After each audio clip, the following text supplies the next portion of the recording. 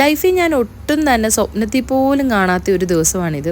അതായത് ഞാനൊരു ജിമ്മിൽ ജോയിൻ ചെയ്തു. ഞാൻ വീട്ടിൽ തന്നെ വെച്ചിട്ട് വർക്കൗട്ട് ചെയ്താണ് നേരത്തെ ഒരു 32 കിലോയോളം കുറച്ചത്. പക്ഷേ ഇപ്പം കുഞ്ഞുങ്ങളുള്ളതുകൊണ്ട് എനിക്ക് പറ്റുന്നില്ല. മിക്ക ദിവസവും വർക്കൗട്ട് നടക്കില്ല. വർക്കൗട്ട് ചെയ്തുകൊണ്ടിരിക്കുമ്പം അവർക്ക് ഓരോരോ ആവശ്യങ്ങളാണ്.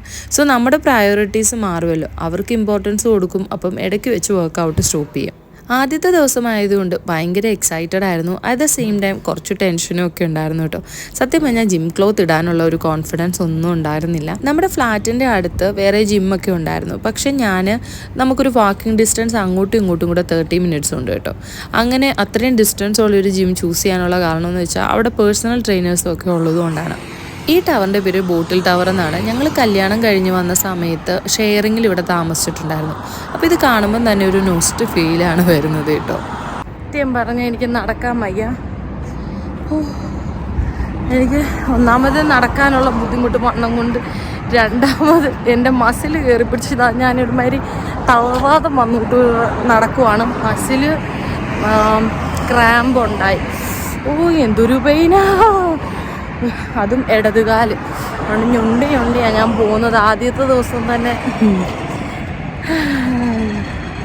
അപ്പോൾ ചെക്കിങ് ഒക്കെ കഴിഞ്ഞിട്ടാണ് നമ്മൾ അകത്തോട്ടുള്ള പ്രവേശനവും ഉള്ളൂ. ഇത് ഭയങ്കര മോട്ടിവേഷനായിട്ട് തോന്നി. അങ്ങനെ ഫൈനലി റീച്ച് ചെയ്തു. എക്സസൈസ് ഇന്ന് എനിക്ക് 3 എക്യുപ്മെൻറ്റ്സിലാണ് അവർ ചെയ്യിപ്പിച്ചത്. കാർഡിയോ ആണ്, കാരണം സ്റ്റാർട്ടിങ് ആണല്ലോ എന്ന് പറഞ്ഞിട്ട് അത്രേ ചെയ്യിപ്പിച്ചുള്ളൂ. അപ്പോൾ തന്നെ ഞാൻ നന്നായിട്ട് ടയേർഡായി.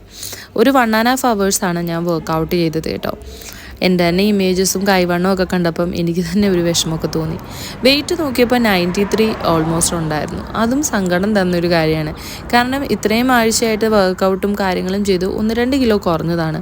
പിന്നെയും ഇത് കൂടുവാണ്, പിന്നെയും കുറയുന്നു. ഇങ്ങനെ നിൽക്കുമ്പം നമുക്ക് തന്നെ ചെയ്യാനൊരു മോട്ടിവേഷൻ ഇല്ലല്ലോ. എന്തായാലും പോട്ടെ, പോസിറ്റീവായിട്ട് എടുക്കാം എന്നുള്ള വിശ്വാസത്തിൽ മുന്നോട്ട് നടക്കുവാണ്. വെയിലത്തൂടെ കരിഞ്ഞുകൊണ്ട് പോകുക എന്ന് പറയുന്നത് ഇതാ.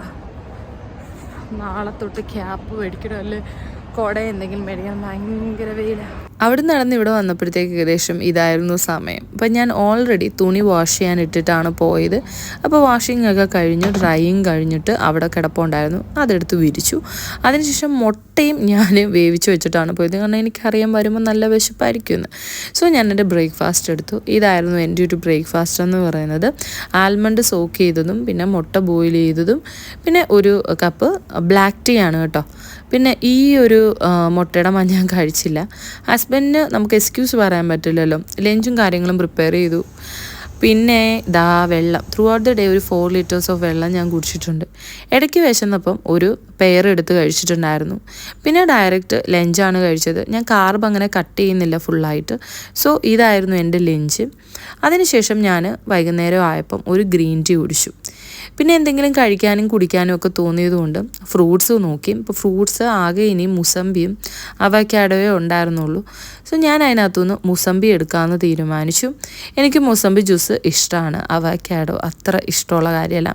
കാരണം അതിനകത്ത് തേനൊക്കെ ഒഴിച്ചാലേ ഉള്ളൂ ഒരു ടേസ്റ്റ്, അത് പറ്റില്ലല്ലോ. അപ്പോൾ ഇതൊക്കെ ഒന്ന് കട്ട് ചെയ്തു. ഇതെനിക്ക് മാത്രമല്ല, ഹസ്ബൻഡിനും കൂടെയാണ് ഞാൻ പ്രിപ്പയർ ചെയ്യുന്നത്. പുള്ളി ഓഫീസിൽ നിന്ന് വരാൻ സമയമായി. അപ്പോൾ ഇത് പ്രിപ്പയർ ചെയ്തിട്ട് നമ്മൾ കുടിച്ചിട്ടുണ്ട്.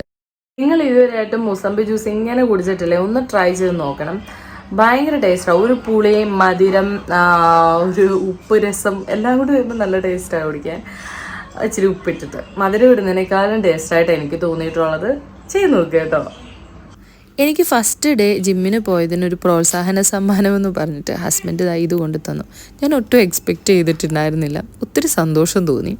അതിനുശേഷം ഞങ്ങൾ വെളിയിൽ പോയി. മെയിനായിട്ട് പോയെന്ന് വെച്ച് കഴിഞ്ഞാൽ എനിക്ക് ജിം വെയറിന് അത്യാവശ്യമായിട്ടുള്ള കുറച്ച് സാധനം മേടിക്കണമായിരുന്നു. അതായത് സ്പോർട്സ് ബ്രാ അങ്ങനെയുള്ളതൊക്കെ. അപ്പോൾ അതും മേടിച്ചു. പിന്നെ ലെഗിൻസ്, അതിന് സ്യൂട്ടബിൾ ആയിട്ടുള്ള സ്പോർട്സ് വെയർ ആയിട്ടുള്ള ലെഗിൻസും പിന്നെ ടീഷർട്ടും കാര്യങ്ങളും ഒക്കെ. അങ്ങനെ കുറച്ച് പർച്ചേസിങ് ഒക്കെ നമ്മൾ സെൻട്രൽ പോയിന്റിൽ നിന്നും R&B നിന്നുമാണ് ചെയ്തത്. കുഞ്ഞുങ്ങൾക്ക് ഡയറ്റാണെന്ന് പറയാൻ പറ്റില്ലല്ലോ കുഞ്ഞുങ്ങളോട്. അവർക്ക് നമ്മൾ ഡോണറ്റ് മേടിച്ചു കൊടുത്തായിരുന്നു. അവരുടെ ഫേവറേറ്റ് ഷോപ്പുണ്ട്, അവിടുന്ന് തന്നെയാണ് മേടിച്ചു കൊടുത്തത്. സുധീഷ് എണ്ണാണെന്നുണ്ടെങ്കിൽ ആസ് യൂഷ്വൽ ഒരു കോഫി കുടിച്ചു. അതിന് ഒരു 2-3 സിപ്പ് ഞാനും എടുത്തിട്ടോ. പിന്നെ ഫ്രൂട്ട്സ് തീർന്നെന്ന് ഞാൻ പുള്ളി വന്നപ്പോഴേ പറഞ്ഞിട്ടുണ്ടായിരുന്നു. അതുകൊണ്ട് തന്നെ കുറച്ച് ഫ്രൂട്ട്സും മേടിച്ചായിരുന്നു. കുറച്ചേറെ മേടിച്ചു. എത്ര പേരുണ്ടെന്ന് എനിക്കറിയില്ല. എൻ്റെ ഹസ്ബൻഡ് ഒരു പ്രത്യേക കാറ്റഗറിയാണ്. ഞാൻ എന്തെങ്കിലും ഇല്ല എന്ന് പറഞ്ഞ് പറഞ്ഞു കഴിഞ്ഞാൽ അതിൻ്റെ ഒരു അഭിഷേകം ഉണ്ടാക്കും. അതുപോലെ തന്നെ എനിക്കെന്തെങ്കിലും വേണം എന്ന് പറഞ്ഞ് എനിക്കിപ്പോൾ ഒരു സാധനം ഇഷ്ടപ്പെട്ടെന്ന് പറഞ്ഞു കഴിഞ്ഞാൽ അതിങ്ങനെ മേടിച്ച് തന്ന് ഞാൻ വെറുക്കുന്നിടം വരെ എനിക്കത് മേടിച്ച് തന്നുകൊണ്ടിരിക്കും. അങ്ങനെ ഒരു പ്രത്യേക ക്യാരക്ടറാണ്. പിന്നെ ഇപ്രാവശ്യം വെയിറ്റ് ലോസിന് എന്നെ ഒത്തിരി ഹെൽപ്പ് ചെയ്യുന്നുണ്ട്. എനിക്ക് എന്തെങ്കിലും ഫ്രൂട്ട് മേടിക്കണമെന്ന് പറഞ്ഞതിന് എനിക്കിതാ ഇത്രയേ ഫ്രൂട്ട്സ് മേടിച്ചു തന്നു. ഇത് വെളിയിൽ വെക്കാനുള്ളതാണ് കേട്ടോ. പിന്നെ ഫ്രിഡ്ജിൽ വെക്കാൻ വേറെ ഐറ്റംസും മേടിച്ചു തന്നായിരുന്നു. അതായത് ഈ ഐറ്റംസൊക്കെ ഫ്രിഡ്ജിൽ. പിന്നെ എനിക്ക് മധുരം കഴിക്കാൻ തോന്നിയാൽ കഴിക്കാൻ വേണ്ടിയിട്ട് ഡേറ്റ്സും മേടിച്ചു. ഇതിൻ്റെ ഇടയ്ക്ക് ഈ ഒരു കുമ്പഴുപ്പൻ ഡേറ്റ്സും കിട്ടിയായിരുന്നു കേട്ടോ. പിന്നെ നേരത്തെ തന്നെ ആൽമണ്ട്സ് മേടിച്ചുകൊണ്ടായിരുന്നു. ബട്ട് സ്റ്റിൽ ഓഫർ കണ്ടപ്പം കുറച്ചുകൂടെ മേടിച്ചു. കുഞ്ഞുങ്ങൾക്ക് ഏകയും കുറച്ച് കേക്ക്സും കാര്യങ്ങളും ഒക്കെ മേടിച്ചു. പിന്നെ എൻ്റെ ഫേവറേറ്റ് സാധനം ചക്കപ്പഴം. ഇത് വേണ്ടാന്നൊക്കെ ഞാൻ പറഞ്ഞു, കാരണം ഇതിന് 14 ദിറംസ് എന്തോ ആയിരുന്നു. പക്ഷേ എനിക്കിഷ്ടമാണെന്നുള്ളതുകൊണ്ട് പുള്ളി എനിക്ക് മേടിച്ചു തന്നെയാണ് കേട്ടോ. സമയം ഇവിടെ 1 മണിയായിട്ടുണ്ട്. കൊതി നിൽക്കാത്തതുകൊണ്ട് കുറച്ച് ചക്കപ്പഴം കഴിച്ചു കേട്ടോ. അത് ഞാൻ മുമ്പേ പറഞ്ഞില്ല. അപ്പോൾ ഇവിടെ ഇപ്പോഴും കലാപരിപാടികൾ നടന്നുകൊണ്ടിരിക്കുകയാണ്. അച്ഛനും മക്കൾക്കും ഉറക്കമൊന്നുമില്ല, ഭയങ്കര കളിയും ചിരിയും. അപ്പം നമ്മളും അതിൻ്റെ കൂടെ കൂടുക. അത് കഴിഞ്ഞ് രാവിലെ എനിക്ക് പോകണം ജിമ്മിന്.